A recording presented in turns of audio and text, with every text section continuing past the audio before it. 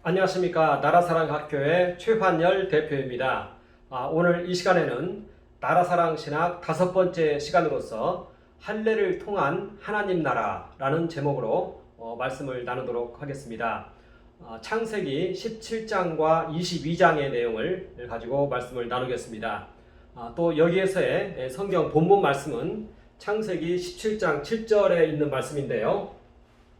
내가 내 언약을 나와 너와 내 대대 후손 사이에 세워 영원한 언약을 삼고 너와 내 후손의 하나님이 되리라. 이 말씀을 요절로 삼아서 말씀을 나누는 시간을 갖도록 하겠습니다. 여기에서 가장 큰 특징적인 것은요, 그동안에는 아브라함의 언약이 여호와 하나님과 아브라함 이 단 둘 간의 언약이었습니다. 그런데 이제 17장에 나타나 있는 이 내용은 이제 언약 당사자 하나가 더 추가가 됩니다. 그래서 여호와를 의미하는 나, 너, 아브라함이죠. 그리고 내 대대의 후손, 이건 단수명사입니다. 후손, 이렇게 해서 3자 간의 언약이 이렇게 생성되고 있다는 그러한 내용입니다. 상당히 이렇게 언약 당사자가 추가되는 이러한 내용은 중요한 내용에 속한다고 볼 수 있겠습니다. 이것을 위해서 오늘 말씀의 배경이 되는 내용들을 간략하게 살펴보도록 하겠습니다. 아브라함이 75세 때에 가나안에 들어왔습니다. 그리고 이때 들어올 때 하나님과 언약을 체결했는데요. 창세기 12장 2절에서 3절 말씀입니다. 여호와께서는 내가 너로 큰 민족을 이루어주겠다 하셨고, 아브라함에게는 너는 축복함이 되라. 그렇게 해서 열방이 너로 인하여 복을 받을 것이다. 이렇게 언약을 체결을 했습니다.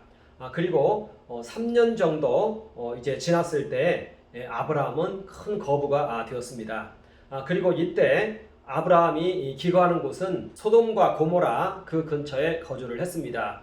이렇게 아브라함이 이렇게 거주지를 얻은 것은 하나의 큰 은혜에 속한다고 볼 수 있습니다. 당시에 소돔과 고모라 지역은 이제 막 나라들이 형성되고 있는 그러한 시기였던 것 같습니다. 그래서 아브라함의 경우에도 속히 씨를 생산해서 하나의 공동체를 이루어야 그 당시에는 아주 작은 공동체라도 나라라고 이렇게 불렸던 것 같습니다. 그래서 그런 공동체를 이루어야 자기 목숨이 보존되어지는 그러한 시기였던 것입니다. 그러니까 아브라함에게는 이 씨 문제, 자손 문제가 매우 중요했습니다. 어찌됐든 이렇게 소돔과 고모라 근처에 거주를 했는데요. 이곳에 큰 전쟁이 벌어졌습니다. 그돌라오멜 왕이 5개국 정도의 연합군을 데리고 들어와서 소돔과 고모라를 비롯한 그 6개국을 완전히 초토화시키고 백성들과 그리고 재물들을 노략해서 돌아갔습니다. 이때 아브라함이 데리고 있던 318명의 그러한 용병들을 데리고 쫓아가서 이 백성들과 재물들을 다시 찾아왔습니다. 이것이 창세기 14장에 있는 그러한 내용입니다. 그런데 창세기 15장에 들어섰을 때 아브라함이 큰 두려움에 빠져 있었던 것 같습니다. 여호와께서 아브라함에게 두려워 말라, 내가 너의 방패와 상급이다 하면서 아브라함에게 나타났던 것입니다. 그런데 이때 아브라함은 그돌라오멜 왕의 재침공에 대한 두려움이 있었다, 이렇게 학자들은 이야기를 합니다. 그런데 아브라함에게는 아주 근원적인 하나의 고민스러운 것이 있었는데요.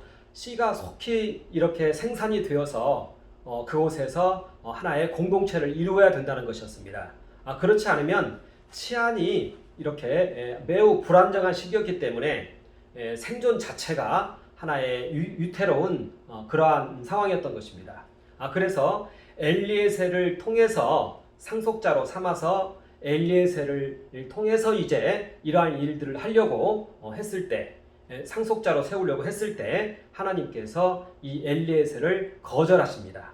그러면서 창세기 15장에서 다시 한번 이 언약을 체결하는데요. 오직 여호와만을 믿음으로 그 상황을 극복할 것에 대해서 언약을 체결했던 것입니다. 하나님 한 분만을 믿고 그 상황을 극복해내는 것입니다. 그러니까 이것을 또한 아브라함이 결단을 했을 때 하나님께서 아브라함에게 의롭다고 여겼던 것입니다. 그러니까 믿음과 관련한 언약으로 이제는 이 언약이 발전한 것입니다. 자, 그래서 그때 아브라함은 동물을 쪼개어서 하나님께 바쳤습니다. 말하자면 그 믿음에 대한 표현이 동물 쪼개는 행위였던 것입니다. 그러니까 순교를 각오한 상태에서의 주어지는 그러한 믿음이었던 것입니다. 그래서 하나님께서는 아브라함의 그 믿음을 의롭다고 여겼던 것입니다. 그러니까 그 믿음이 동물 쪼개는 행위로 나타났다는 것이죠. 그러니까 그 믿음은 순교적인 그러한 믿음이었던 것입니다. 이렇게 언약을 체결을 했는데 그로부터 약 8년 정도가 지났을 때 아브라함이 이스마엘을 생산했습니다. 그러니까 아브라함이 이스마엘을 생산할 때가 86세 정도 됐는데요. 그 내용이 창세기 16장에 나타나 있는 것입니다. 그러니까 이것은 엄밀하게 말하면 언약의 위배였던 것입니다. 그런데 아브라함은 이것이 언약의 위배라는 것을 사실은 모르고 있습니다. 이 창세기 17장에 이 내용들이 전개가 되는데요. 이 이야기가 다 끝날 쯤 무렵에 비로소 아브라함이 이것을 인식하는 것입니다.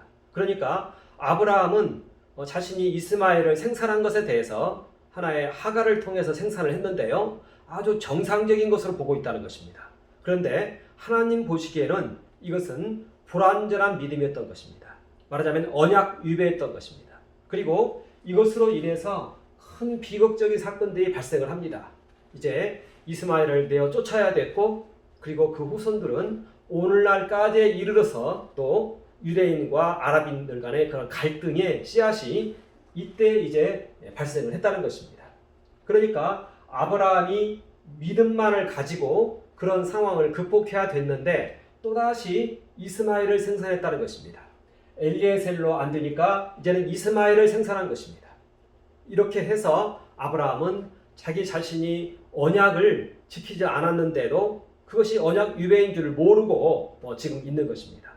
그런 상태에서 창세기 17장이 시작이 됩니다. 그래서 창세기 17장 1절에 있는 말씀은 나는 전능한 하나님이라 너는 내 앞에 행하여 완전하라 하면서 하나님께서 아브라함에게 나타나시는 것입니다. 말하자면 아브라함의 불완전한 믿음에 대해서 지적하면서 나타났다는 것입니다.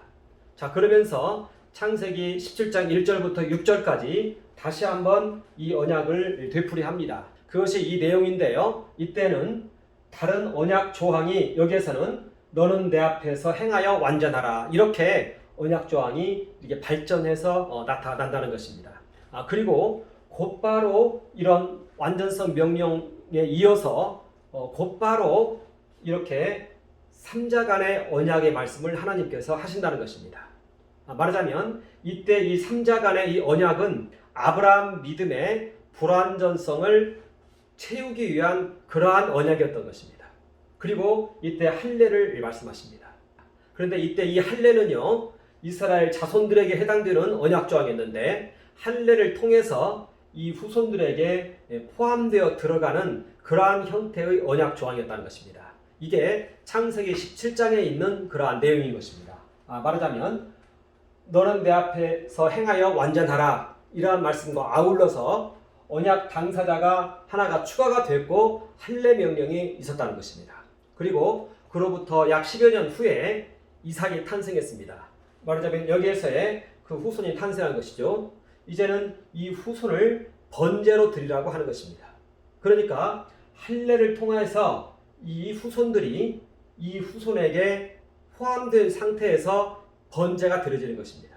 그렇게 해서 이삭이 드려짐을 통해서 할례 받은 모든 사람들이 이삭에게 포함되어져서 하나님께 드려졌다는 것입니다. 이렇게 해서 이스라엘 백성 전체가 하나님께 드려지는 그러한 일이 발생을 했다는 것입니다. 이것이 바로 이삭 번제의 사건인 것입니다. 그래서 오늘 여기의 제목은 할례를 통해서 나타나게 되는 형성되는 하나님 나라가 우리의 이러한 이 제목이 되는 것입니다.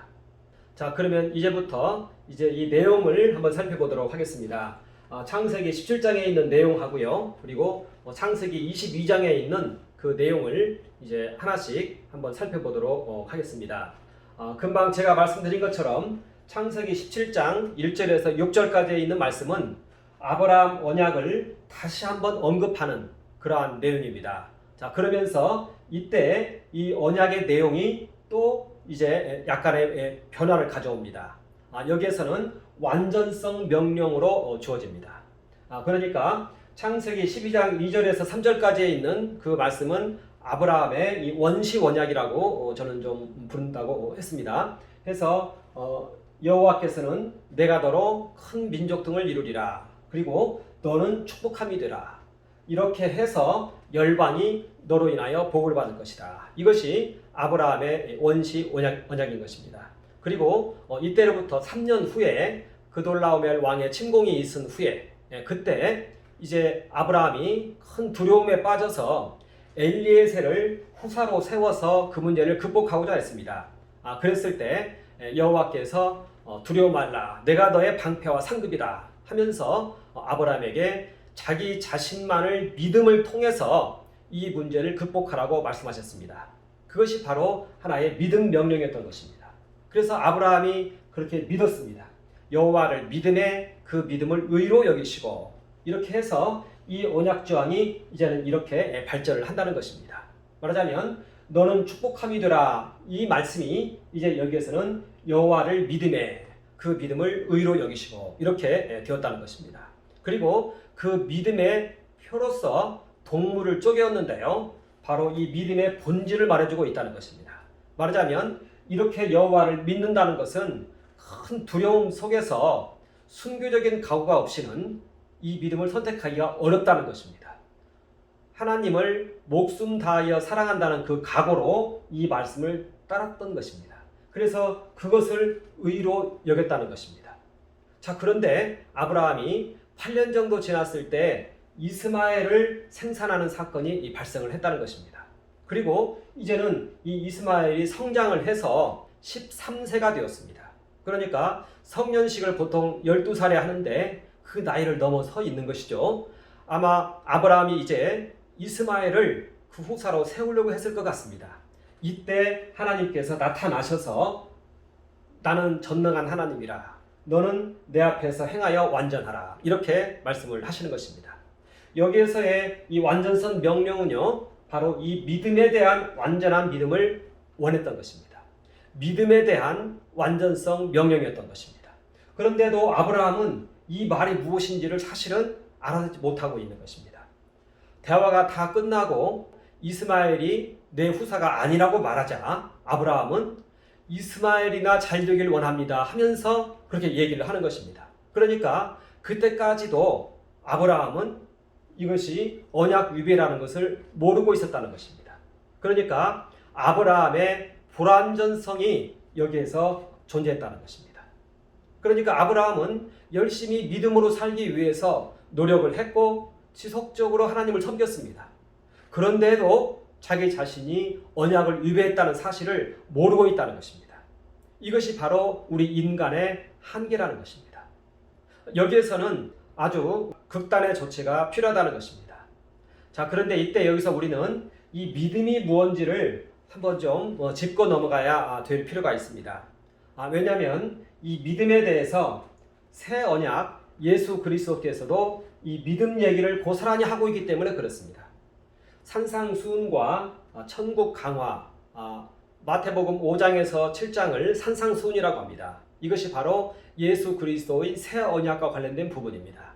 그리고 13장에 또 이 천국 강화가 나타납니다.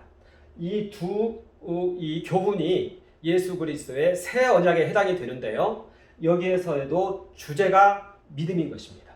그런데 의외로 예수께서는 이 믿음을 말할 때 우리 마음 안에 있는 염려와 근심과 믿음을 같이 이야기하는 것입니다.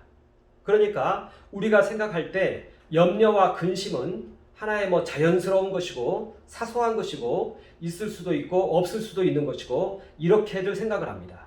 그런데 여기 산상수훈 말하자면 예수 그리스도의 새 언약에 있어서 이 믿음에 관한 부분은 염려와 근심에 관한 부분은 매우 중요하게 작용을 하고 있다는 것입니다. 말하자면 아브라함도 여기에서 엘리에셀을 세우려고 하고 이스마엘을 세우려고 했던 이 모든 것이 다 염려와 근심이었던 것입니다. 그 당시에 바로 발생한 문제가 아니었습니다. 장래에 발생할 문제에 대한 대안을 세우기 위해서 이러한 행위를 했던 것입니다. 그러니까 이것의 본질도 염려와 근심이라는 것입니다. 예수께서는 이 언약 조항을 산상수훈에서 고스란히 얘기합니다. 말하자면 여기에서 내가 더러 큰 민족 등을 이루리라, 이 언약 조항은 이 산상수훈에서는 하나님이 너희의 아버지다 이렇게 얘기합니다. 그리고 또 믿음을 얘기합니다. 이 하나님을 믿으라라고 얘기합니다. 그리고 그 믿음의 표가 뭐냐? 염려와 근심을 제하라 이렇게 얘기를 한다는 것입니다. 말하자면 예수께서는 이 언약 조항을 고스란히 얘기하면서 이 믿음에 대해서 말을 할 때 염려와 근심을 얘기하고 있다는 것입니다. 그러니까 염려와 근심 부분은 우리가 살면서 자연스럽게 발생하는 그러한 요소가 아니라 아주 본질적인 어떠한 부분을 가지고 있다는 것입니다. 어떠한 본질적인 부분과 연결이 되어 있다는 것입니다.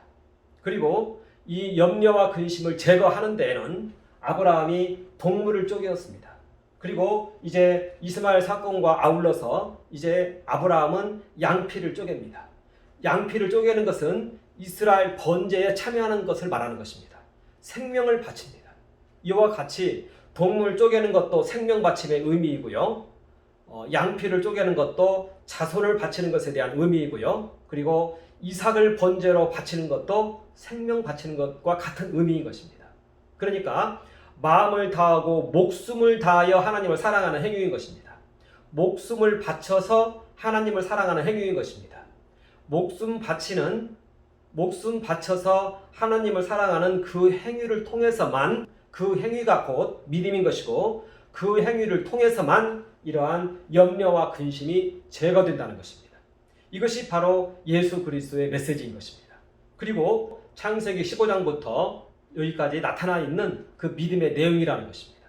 그러니까 우리는 이 믿음 혹은 염려와 근심 이러한 부분들을 쉽게 작게 생각하는데 결코 그렇지 않다는 것입니다. 목숨 바치는 그러한 각오, 순교의 각오, 할례의 각오, 세례의 각오, 세례 자체가 죽음을 의미합니다. 할례도 죽음을 의미합니다.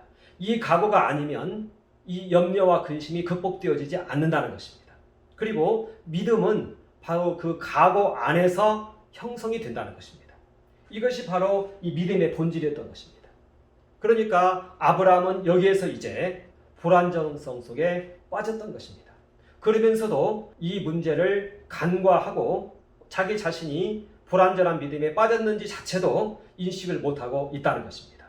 이런 상황이 이제 창세기 17장 1절에서 6절에 있어서 나타난 내용인 것입니다. 그러니까 그동안에는 아브라함이 준행해야 할 언약 조항이 처음에는 축복함이었는데 그 다음에는 믿음이었고 이제는 완전한 믿음을 요구하고 있다는 것입니다. 그리고 이 완전한 믿음은 반드시 필요한 믿음이었습니다. 아브라함이 믿음이 없던 것이 아니었습니다. 불완전한 믿음이었습니다. 그런데 그러한 불완전한 믿음으로 이스마엘을 생산했던 것입니다. 그것은 언약 위배입니다. 그리고 그 후로 너무나 큰 비극적인 일들이 발생했다는 것입니다. 말하자면 이 불완전한 믿음은 용인되어지는 믿음이 아니다는 것입니다. 완전한 믿음으로 나아가야 한다는 것입니다. 불완전한 믿음은 언약 위배에 해당이 된다는 것입니다. 여기에 대해서는 이제 하나님께서 그 조치를 마련해야 되는 그런 상황에 이르렀던 것입니다. 그리고 그러한 조치의 일환으로서 여기 이렇게 언약 당사자의 변화가 있었다는 것입니다. 그래서 언약 당사자가 그동안에는 여호와하고 아브라함 단 둘이었습니다. 그런데 이제 이 사건이 있은 후로 곧바로 이제 말씀하십니다. 말하자면 창세기 17장 7절에 가서 이 말씀에 이어서 바로 말씀하십니다.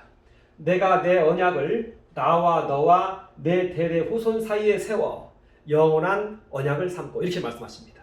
말하자면 둘의 언약이 이제는 삼자 간의 언약으로 이제는 바뀌었다는 것입니다. 변경됐다는 것입니다.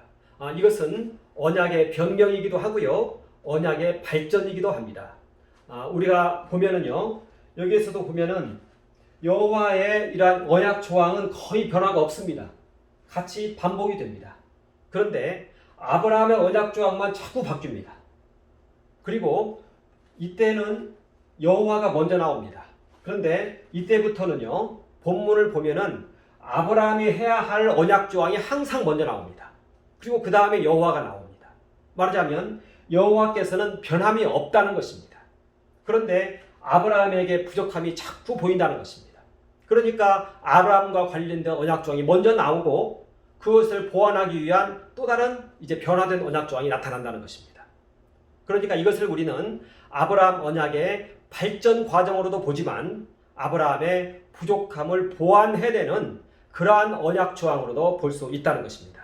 말하자면 여기에서는 이제 언약 당사자의 변화가 옵니다. 언약 당사자가 하나가 더 추가가 된다는 것입니다. 그 후손이 추가가 됩니다. 여기에서의 이 후손은요, 단수형입니다. 앞에 내 대대 후손 그랬는데요. 이 대대는 하나의 형용사입니다. 서술을 하고 있다는 것이죠. 이 후손이 이제 주요 언약 당사자인 것입니다. 이 3자 간의 언약인 것입니다. 여기에 대대로 써 있는 이유는 다음에 할례를 통해서 후손들이 포함되는 대상이 이 후손이기 때문에 대대가 여기에 붙어 있는 것입니다. 그러니까 할례를 통해서 들어오는 사람들이 이 후손에게 속해야 되기 때문에 내 대대의 후손 이렇게 이야기를 하고 있는 것입니다. 자, 그런데 여기에서도 보면은 언약이 너와 내 후손의 하나님이 되리라 이렇게 얘기하는 것입니다. 말하자면 너와 내 후손과 그 이후의 모든 사람들의 하나님이 되리라 이렇게 언약 조항이 되어 있지 않다는 것입니다. 이 둘의 하나님이라고 말하고 있는 것입니다. 이것도 매우 중요한 얘기입니다. 다음에 아브라함과 이 후손이 언약을 실행을 하거든요. 그것이 바로 이삭 번제 사건입니다. 아브라함이 이삭을 번제로 드립니다. 말하자면 이들이 언약 당사자인 것입니다. 그리고 이 다른 후손들은 여기에 포함돼서 이 언약에 거저 참여하는 것입니다. 그러니까 이 후손들이 자기 생명을 번제로 드리는 것이 아니에요. 거기까지는 여기서 살펴본 것처럼 불완전한 믿음으로 인해서 이러한 용기까지는 내는데 그 행위를 못한다는 것입니다. 그러니까 이 언약의 당사자는 여호와와 아브라함과 그 후손인 것입니다. 이 후손만이 그 언약을 실행할 수 있는 능력을 갖추고 있어요. 다른 사람들은 이 언약이 주어져도 못한다는 것입니다.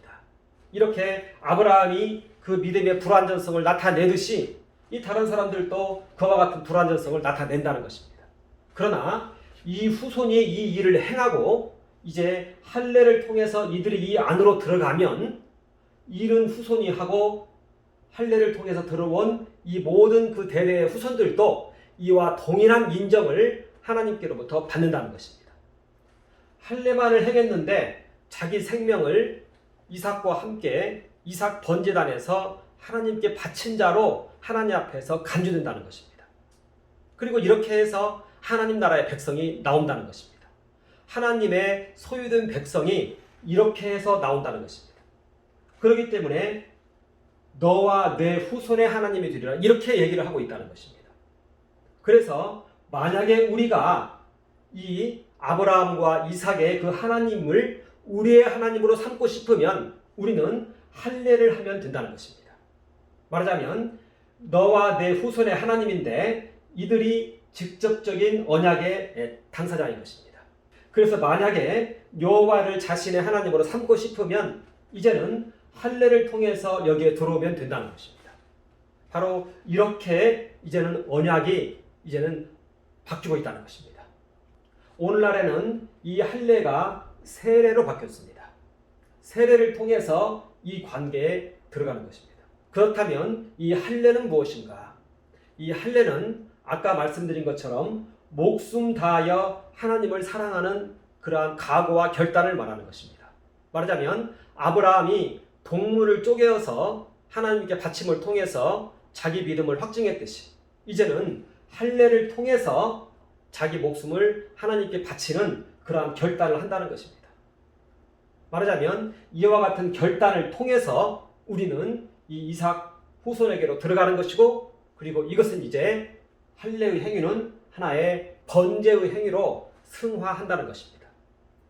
할례만을 받았는데 각오하고 결단을 하고 양피를 쪼개었는데 이제는 내가 이삭과 함께 하나님께 나를 바친 자가 된다는 것입니다. 그래서 창세기 17장 이제 10절에서 곧바로 말하자면 언약 당사자를 이렇게 확장한 후에 곧바로 할례 명령이 떨어집니다. 너희 중에 남자는 다 할례를 받으라 이렇게 말합니다. 말하자면 할례를 받아서 이 후손에게 이 대대 후손할 때 이 대대에 포함이 되어서 후손에게로 들어간다는 것입니다. 이 후손과 함께 이제는 언약의 당사자가 되어진다는 것입니다. 이것이 할례라는 것입니다. 자, 그리고 할례 받지 않은 남자는 백성 중에서 끊어지리니 이렇게 말합니다. 이것도 굉장히 중요한 그러한 의미를 가지고 있습니다. 자, 일단 할례라는 것 자체가 목숨을 다하여 하나님을 사랑하는 행위입니다. 목숨 다하여. 그러니까 자기 생명 다하여입니다. 동물을 쪼개는 행위로 나타났고 여기서는 양피를 쪼개는 행위로 나타났고 양피를 쪼갰다는 것은요 평생토록 표식으로 자기 몸에 지니고 있겠다는 것입니다. 그러니까 이것은 나는 이삭 번제단에서 내 생명이 하나님께 드려졌다. 이것을 평생토록 내 몸에 지니고 있다는 것입니다. 이것이 바로 할례라는 것입니다. 자, 그리고 이것을 이제 가르쳐야 됩니다. 백성들에게 가르쳐야 됩니다. 말하자면 자기 자신이 다른 것을 바친 것이 아니라 자손을 바쳤습니다. 양피를 쪼갰습니다. 생식기의 양피를 쪼갰습니다. 그러니까 자신은 아들을 바친 것입니다. 아들을. 그러면 아들이 태어나면 그 아들에게 이 사실을 말해줘야 됩니다. 그리고 이 아들도 자신의 몸에 이런 표적을 지녀야 되는 것입니다. 그리고 이 아들도 이렇게 백성으로 살면서 자신의 양피를 쪼갰을 통해서 이 아들도 마음의 결정을 했거든요. 그렇다면 자기 아들에게 또 이야기를 해야 되는 것입니다. 왜냐하면 자기 자손을 바쳤기 때문에 그렇습니다. 생식기를 자랑을 통해서 자기 자식을 바쳤기 때문에 그렇습니다. 그래서 또다시 반드시 얘기를 해줘야 되는 것입니다. 이 손자의 정체성에 대해서 말하자면 내가 할례를 받음을 통해서 내 자손을 바쳤다 하면서 이 손자에게 얘기를 해줘야 되는 것입니다. 그러면 이 손자는 또다시 자신이 백성이 되기를 원하면은 자신도 이제는 할례를 받고 그리로 들어오는 것입니다. 그러니까 이 할례는 이제는 삶의 중심이 된다는 것입니다. 삶의 중심이 되고 교육의 중심이 되고 가르침의 중심이 된다는 것입니다. 여기에서 이제 하나의 사상이 출현한다는 것입니다. 말하자면 이제 유대의 모든 회당에서는 모든 선생들은 모든 제사장들은 이것을 가르쳐야 되는 것입니다. 이것이 자신들의 정체성이기 때문에 그렇습니다. 과거에 우리나라 조선시대 때에는 유교가 들어오면서 사서 삼경을 가르쳤습니다. 서당에서 가르쳤고 온갖 곳에서 사서 삼경을 가르쳤습니다. 그리고 그 사서 삼경을 공부해야 관직에도 나가고 출세도 하고 할 수 있었던 것입니다. 유대교에서는 바로 이거였던 것입니다. 이들의 정체성이었던 것입니다. 그리고 이들은 항상 번제를 드렸습니다. 번제를 드리면서 이 번제의 기원은 이 번제는 어디로 연결되어 있느냐? 이삭에게로 연결되어 있다고 서로 말을 해야 되는 것입니다. 그리고 번제를 드리면서 자기 생명이 이삭을 통해서 하나님께 드려진 그것을 이 사람들은 자기 것으로 받아들였던 것입니다. 자기 것으로 영접을 했던 것입니다. 그러면서 자기 자신들은 이제 하나님의 소유된 백성이고 성별된 백성이고 거룩한 백성이라는 것을 스스로들이 알아간다는 것입니다. 나의 정체성은 뭐냐? 내 소유자는 하나님이다. 이삭을 통해서 바쳐졌고 나도 번제의 제사를 드리면서 이삭 안에서 나를 바치고 있다. 그리고 나에게는 그러한 표식이 있다. 나는 할례를 받았다. 이렇게 이제는 되어지는 것입니다. 이것이 교육의 중심이 되는 거고 삶의 중심이 되는 거고 모든 가르침이 이와 같게 된다는 것입니다. 이것이 바로 유대교의 경전이고 성경의 내용이라는 것입니다. 성경은 이와 같이 해서 형성이 됐다는 것입니다. 그래서 성경의 가장 중요한 요소가 바로 이 부분인 것입니다. 여러 가지 성경에는 여러 가지 지식의 우선순위가 있습니다.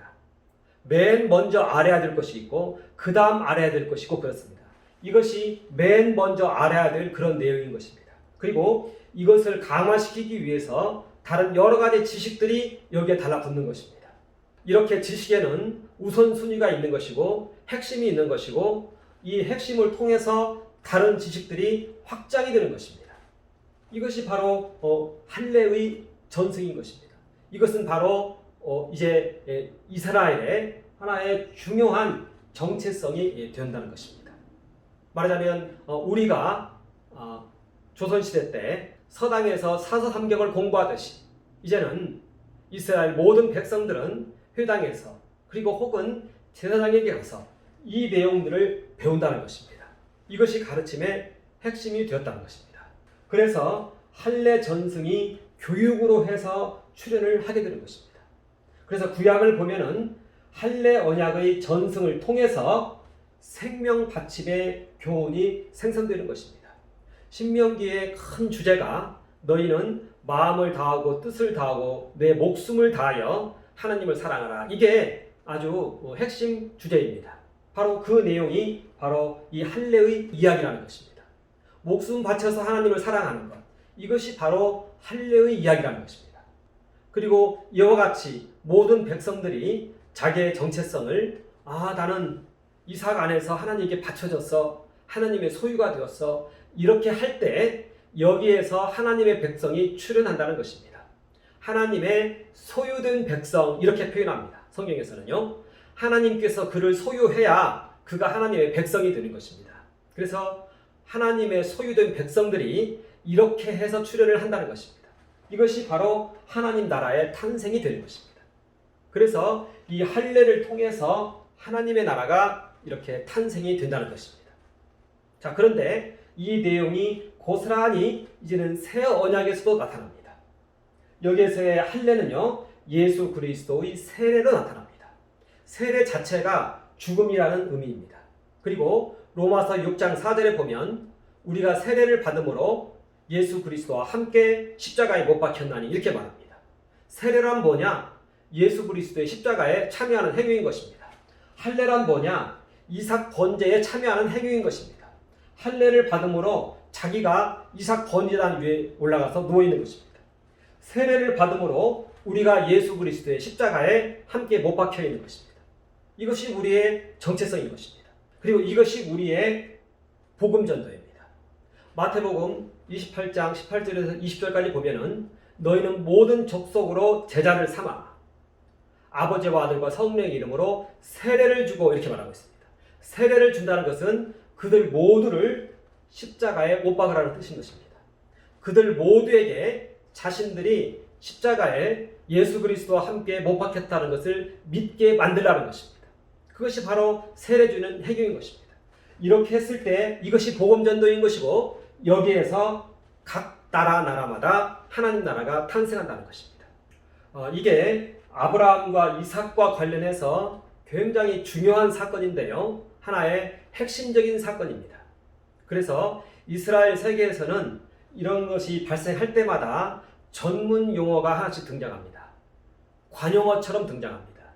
우리가 구약 성경을 읽다 보면은 아브라함과 이삭과 야곱의 하나님 이런 말이 나옵니다.